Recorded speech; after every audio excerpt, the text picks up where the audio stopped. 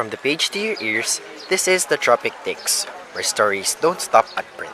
We dive deep into the biggest headlines, boldest opinions, and the quirkiest features. So sit back, hit play, and let's get into it. So, ano po kaya sa tingin niyo po yung pwedeng gawin po ng government para po matulungan yung mga jeepney drivers dahil po ng pagtaas ng presyo ng gasolina? Sa palagay ko, mas maganda kung itutuloy yung na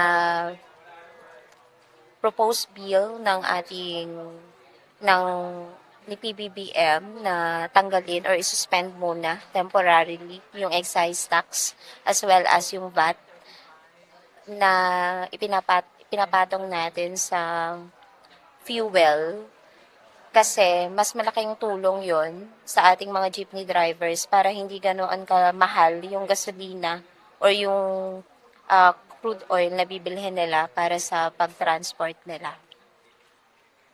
And yung subsidy kasi na 5,000 or 10,000 hindi yun enough para sa kanila kasi hindi naman lahat ng jeepney drivers ay nabibigyan ng subsidy.